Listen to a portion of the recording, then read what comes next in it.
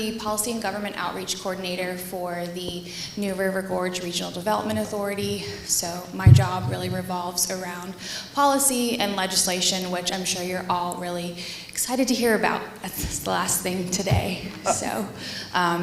But specifically what I'm here to talk about today is just some of the policies that specifically related to economic development and how those played out during the 2026 legislative session, and just what those impacts will be locally on our community.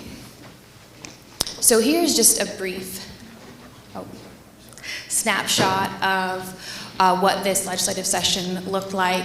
It was 60 days from January to March. There were nearly 3,000 bills that were introduced. Don't worry, I won't go over all of them, even though I read a lot of them. But only 300 of those bills were actually passed by the legislature. Of those, 283 were signed by the governor. 12 were vetoed, and then 10 of those bills became law without any action by the governor. So I think those numbers kind of really highlight the importance of, really standing behind your bills and your initiatives, because as you can see, the majority of bills really don't make it past the finish line. They get introduced, but it's very difficult to translate a bill into a law.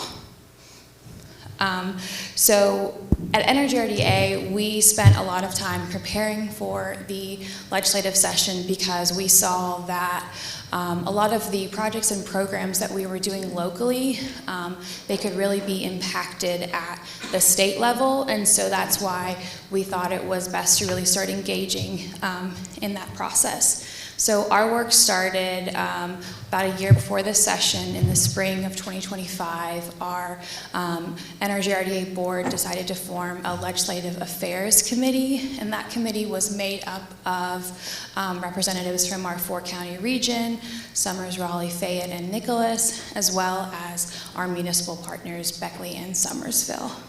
And so from there, the committee started meeting regularly to really discuss issues and concerns that they were seeing locally, and just talk about ways that those could maybe be addressed at the state level. And then in August, what we did was we formed our 6 legislative priorities for the upcoming session, which was accumulation of the issues that our committee members were seeing in their communities. So this is a look at what our 6 priorities that the board established. As you can see, we've got land use, infrastructure, housing, childcare. So it's not just like a one-stop fits all the solutions. You really need a multi-pronged approach when you're looking at economic development. You need funds to be able to support projects. You need infrastructure to make sites usable.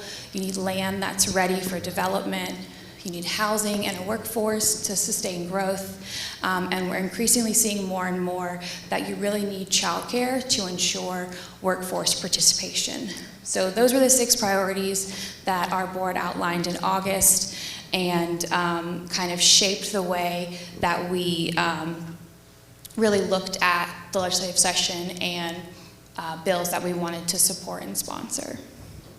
So in September and October of last year, we started looking at particularly what are the policies that we could potentially craft to be introduced at the legislative session that really aligned with our priorities. And so we worked for several months on that, and then in November we introduced those policies to our local legislators to see what they thought about them, if they would be willing to sponsor or support them. And we were really fortunate that the legislators in our 4-county region, both on the House and the Senate side, were really willing to work with us, engage with us, and have a lot of meaningful conversations. So that's kind of outlines all the work that we did prior to the session.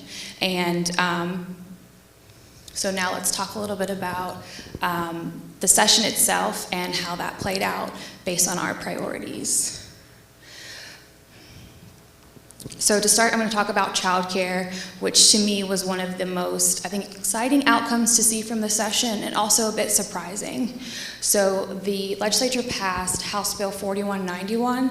It was one major childcare bill that encompassed several individual bills that had been introduced, including one that had been introduced and crafted by NRGRDA and introduced by local legislators. So this was one of the bills that didn't get signed by the governor, and the way that works is when both sides agree and they pass a bill, there's essentially a countdown clock that starts. And the governor has so many days to either pass a bill, or to sign a bill, to veto a bill, or to just leave it alone. If he leaves it alone, and it passes the deadline, then the bill becomes law, and this is exactly what happened with House Bill 4191. So in addition to the unique way in which this bill became a law, there was also a lot of unique things that were part of this legislation. So this legislation, it changed the subsidy payments for child care providers. It went from attendance to enrollment-based subsidies. There was also some requirements for electronic billing and other provisions. So one of the most important components of this bill from the economic development standpoint was the expanded access to the employer-provided child care tax credit. And so this tax credit program was initially created in 2022, and it was a way to encourage and reward businesses for contributing to childcare. We know the statistics that in this state, the amount of available childcare just doesn't meet the number of kids that actually need it. So this was a way to kind of improve those numbers. So initially, when the bill was crafted, or when this legislation was crafted, there were requirements on businesses to meet certain conditions to be able to qualify. They had to, the child care facility that they were sponsoring had to be within a certain distance of them. It also had to primarily serve the employer's kids, and that just really wasn't feasible for most businesses, especially in southern West Virginia. And so what NRGRDA did is we worked to craft a new definition under this legislation, which is highlighted here. And this was the employer-sponsored child care facility. Under this definition, if businesses contributed to existing child care providers, they would be able to qualify for this tax credit. So the way this would work is if a business were to pay a portion of their employees' child care costs, as long as the child care provider was a licensed provider, then the business would be able to qualify for the tax credit. Again, it was, just a couple of sentences that we added, but it really expanded the usability of this program, and I think is a great tool, especially for us as economic developers, to be able to encourage businesses to be part of the solutions the state is pursuing for childcare. And so, again, this change really opened up the doors for employers to participate in the program. I think what was really most interesting about this legislation, as we saw it change and get amended and be merged with other bills, was that the conversations that legislators were having about childcare really shifted.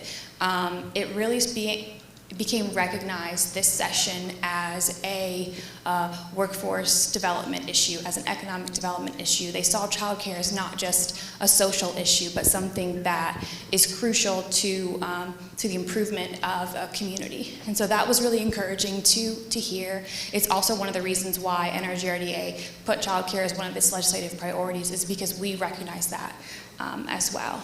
So in addition to that bill getting passed, there was also a $5 million allocation in the budget bill, and this was for the existing Tri-Share program. So currently that's only piloted in 8 counties, and it wasn't exactly clear if this $5 million would be able to expand that program or how that would work, but the allocation, it was, I think, significant to see. If you're not familiar with Tri-Share, it's a way that essentially an employer, an employee, and a third party, in this case the state, can all contribute to the child care cost. So they're all paying a third. They're all kind of having that burden and sharing it. And under the new provisions for 4191, if an employer was part of this program, part of TriShare, they would qualify for the tax credit. So I think seeing those two pass together, I think, was pretty significant. So next up, we'll talk about infrastructure, which is really one of the cores of economic development. We saw several bills that increased funding for infrastructure development this session, particularly House Bill 4007, which was a major priority of the House going into the session. I think it passed out of the House within a week or so, which was pretty rare to see that level of, see the speed at which that bill passed through a single House. So 4007 dealt with the Industrial Access Road Program and included increasing the funding and expanding how the funds can be used. So initially this fund had not been increased for about 20 years. And so what they did was they doubled the amount. So they went to $800,000 in unmatched funds can be available to counties for a single industrial access road project, and $300,000 in matched funds. So $800,000 in unmatched, $300,000 in matched, which was double from what it previously was. So Energy RDA helped push language for this bill that allows the funding to also be used for signage, signalization, and safety improvements. This was our sentence right here that I've highlighted. It says, the money in this fund shall also be used for signage, signalization, safety-related upgrades, and other improvements directly tied to an approved industrial access road fund project. So we actually recently used this program out on Industrial Drive, and we found when talking to the developer with this project that said, this is great, we're building a road, but we're gonna need some improvements elsewhere. We're probably gonna need some signs and signals. And so as it was written, the funds couldn't be used for that, but now that we have added that sentence, they can. So that just goes to show that a single sentence can make a huge impact, and we were really proud and thrilled to be able to support this legislation and also add to it. So that was the Industrial Access Road Fund bill. Some other infrastructure bills. 4008 was related to the Yes West Virginia Certified Sites Program, which was implemented a couple years ago. That program was initially funded at $5 million, and I'm sure you've seen announcements of how those funds have been used. Initially, projects could only receive $75,000. This legislation increased that to $100,000 for projects that were on 5-acre sites or more, and then $250,000 for sites that were 20 acres or more. Unfortunately, there wasn't a specific allocation for this funding or for this program, but we do know that site readiness is a big initiative that the state has championed, so we're hoping that funding will follow. Another bill, Senate Bill 982, the Neighborhood Access Road Program. This is a program that will develop roads in new residential areas as well as improving existing roads in these areas. So those collectively together were bills that are going to improve the infrastructure in our area and just kind of put funding towards that. So next up, economic development investment. So as you've seen, like most things, it's crucial to the work we do. You can't do it without the funding available. In terms of direct economic development funding from the state, we saw an increase in the local economic development partnership grant program. So as you've seen from the previous bills that I've highlighted, there's a lot of funding available from the state that's directly tied to projects. There's not a lot of funding just for operational costs. And we know as economic developers that while we can pursue funding for projects, you gotta pay someone in order to pursue it. And so this is a fund that does help us do that.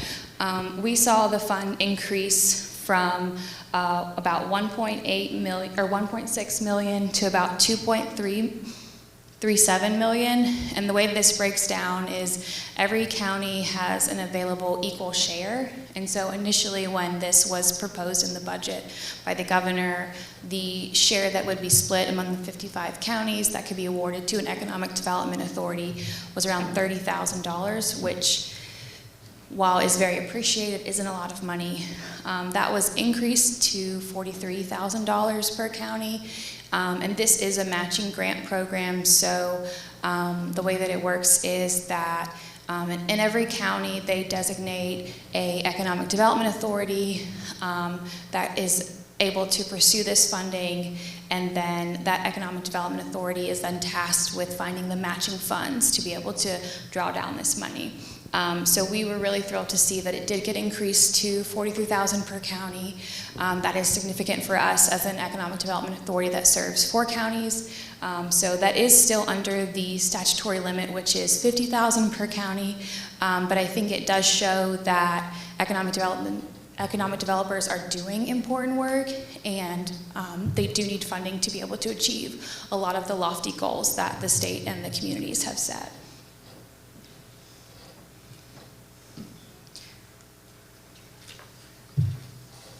So we also saw progress in land use and redevelopment. The state allocated $10 million to continue the West Virginia DEP's Dilapidated Properties Program, which is just mostly called DLAP. This allows communities to remove unsafe and abandoned structures. I know Beckley and Raleigh County received significant funding from this fund several years ago, and they're still using that money now. It's helped them be able to target more dilapidated and unsafe properties, to be able to, improve communities and improve safety. And so I know this fund is really crucial for communities in our area that are already using it, and to see an additional allocation was really encouraging, because there was a lot of concerns that this would not be funded. It was initially funded through COVID relief funding, which runs out in July. And so this allocation just goes to show the importance of that work that's already being done, and being able to continue that. Another bill that was approved that relates to land use was 4484. This bill expanded counties' ability to sell or lease property, and it provided a lot more flexibility for how local governments manage and repurpose their assets. So this is just a bill that kind of allowed the counties to be able to determine what was best for their properties, and gave them flexibility in selling it. Reliable local revenue is another important piece of the puzzle when we're talking about economic development. This session, a new funding stream was created for EMS services. That was under House Bill 5168. And so what this bill did was it allocated $12 million annually from the state's lottery fund, and the money is going to support rural communities and allow for an additional funding stream for EMS. A lot of them rely on county funding, or they have a levy to be able to access this funding. So this was just an additional funding stream for them, and kind of it allows them to be able to continue the services that many of us rely on without a thought. We know that as economic developers, businesses want to locate in areas where they feel safe, protected, and cared for, and our EMS first responder services are a big part of that.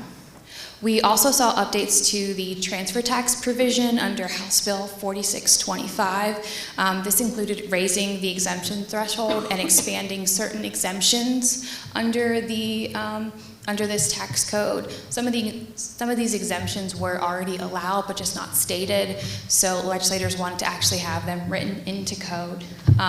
However, there are still some broader issues related to this tax code that allow for some loopholes when it relates to LLCs transferring property and avoiding that property transfer tax. And so those were things that were brought up by our officials in our legislative committee, and I think that's things that we'll try to work towards addressing in the future.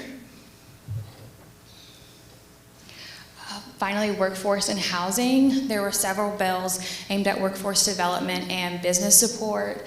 We had Senate Bill 1, the Small Business Growth Act. We had Senate Bill 878, which created the Office of Entrepreneurship, which we heard Secretary Warner talk about. House Bill 4004, Recharge West Virginia program.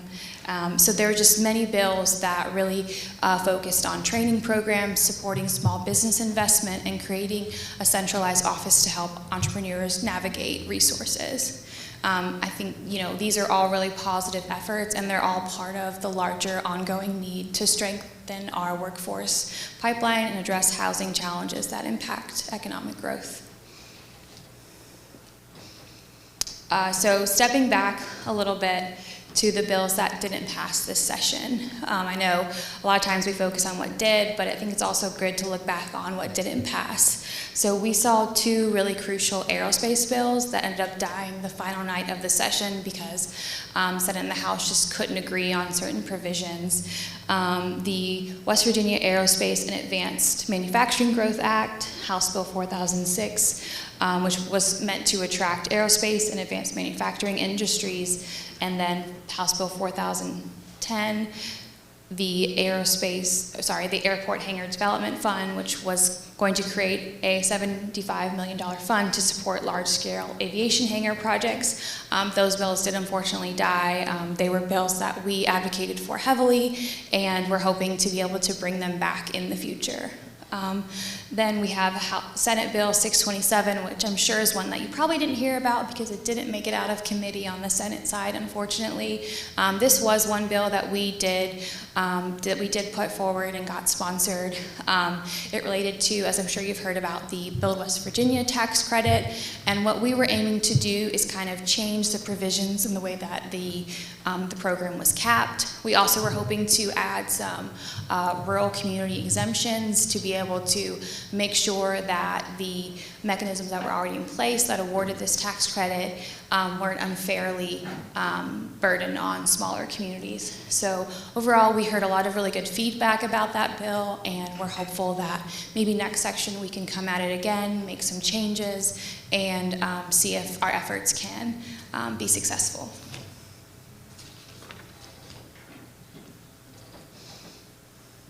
So overall, Energy RDA, I would say, was pretty successful this session in being able to accomplish its priorities that it established.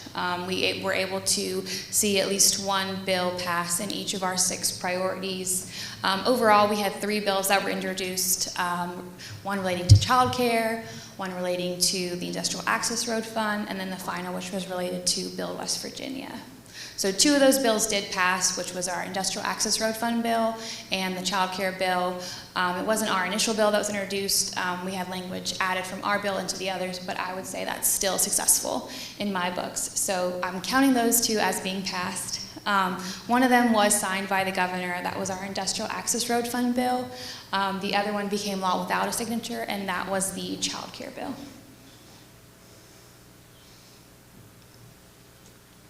So again, as I was stating, I think overall this was a successful session for economic development priorities that we had established. I think that it really goes to show from what we were able to accomplish that it's not always about the big projects or the big programs that are 30 pages long in bills. Sometimes it's just about adding a sentence here and there and being able to amend existing programs so that they can be more beneficial to the area.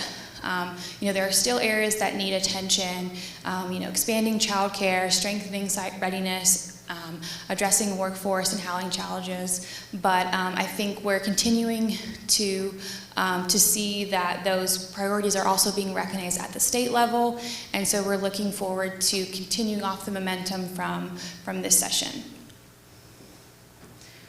And that is it for me. So thank you all for listening. And do I have to allow questions? You don't have to. Does anyone have any questions, burning questions for Jozy? All right. Well, I'm going to let Robbie do the closing. Thank you so much, Jozy. That was excellent. As we conclude our Future Forward Business Summit, I want to thank each and every one of you for being here, especially those who've been here all day. I know it's been a long day, but it's been packed with lots of great information. I'm so happy to have spent the day with you.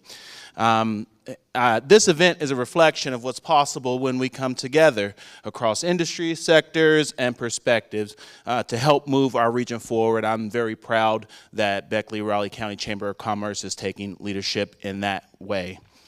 Thank you to all of our sponsors and our speakers and attendees. If you take one of our programs, all of our sponsors are listed there. Thank you to each one of them and our speakers as well if you'd like to follow up with them. We hope to see you again next year, April 15th and 16th, 2027. I think this will be my first event on my calendar for 2027. But we hope to see you again next year, so please save the date. I hope you all have a very wonderful evening. Thank you very much.